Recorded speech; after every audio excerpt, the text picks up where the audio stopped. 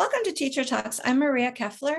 And I'm Erin Brewer, and today we're going to talk about how the gender industry is basically endorsing and enabling self-harming behaviors among vulnerable populations. And this is really near and dear to my heart because most people who have trauma in their past, who are sucked into this ideology, have a history of self-harming behaviors, whether it's cutting, eating disorders, any number of things that people do that aren't embracing a healthy lifestyle for themselves. A lot of times, extreme promiscuity even as a self-harming behavior, drug use as a self-harming behavior. And in this case, we have the gender industry that's endorsing and enabling this kind of self-harming behavior by giving children the means by which to self-harm. I saw an interview with Dr. Michelle Curtella, who is very well versed in this area. And she talked about there's no difference between a child cutting their arm and a doctor cutting a breast off. I mean, it's basically self-harming behavior. But in this case, rather than having doctors, saying, wait a second, we need to help this person to stop the self-harming behavior, the doctors, oftentimes teachers, parents, we have a whole group of advocates out there that are encouraging self-harm. Yeah, I really was interested. We were talking with Stella O'Malley, who has done enormous amounts of work in this area, and she really illuminated it for me.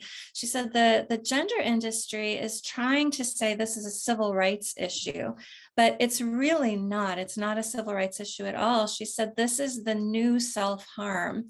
In I think the 70s and 80s, we started seeing anorexia develop, where girls and women were starving themselves. And then after that, bulimia started rising up, where women and sometimes men would binge and purge to try to lose weight. And then in the 90s and early 2000s, we started seeing self-cutting, kids and young people literally cutting, slicing their own flesh.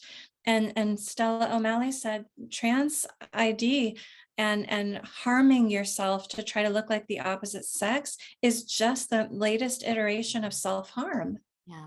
And we didn't have doctors who would offer gastric bypass to somebody who's anorexic, or liposuction to someone who is anorexic. We don't have doctors handing out heroin to drug addicts.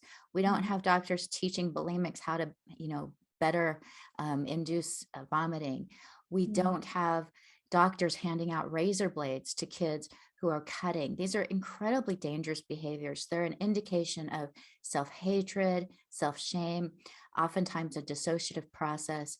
Instead, we now have doctors who are enabling the self-harming, not only enabling, but actually engaging in it. So they're taking over, they're taking that blade that the child has been cutting with and using it on that child's body to cut away body parts. That's extreme self-harming behavior.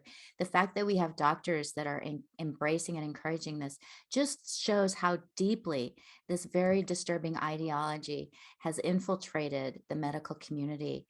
And again, I believe that these doctors have been they've been induced into a cult-like thought process, because any other doctor, if you start talking about, is it a civil right for a child to, slice up their arm, they would say no. What about an anorexic? Does she have a right to liposuction? No. But in this case, they're all embracing, not only embracing, but celebrating it. And so we have children who already have those self-harming tendencies being encouraged by their healthcare providers to engage in even more profound self-harming. And you might be wondering why we bring this up in a series called Teacher Talks, because teachers are not the ones who are doing the surgeries. But it's so important to really understand where this is coming from and what's actually happening, because too many people are lulled into this false belief that, oh, kids aren't really harming themselves. Doctors aren't really doing that. We did an episode on social transition. Social transition is harmless. No, it's not. All of these affirmations, all of these things lead to what we're talking about. They lead to self-harm. They lead to sterilization. They lead to permanent physical damage. And as teachers, we need to be teaching truth. We need to be aware of the truth. We need to not blithely come along with the cultural current because it makes our lives easier. We need to stand up for children, and teachers are on the front lines of protecting children. And so we want you to completely understand what is happening and where it's coming from.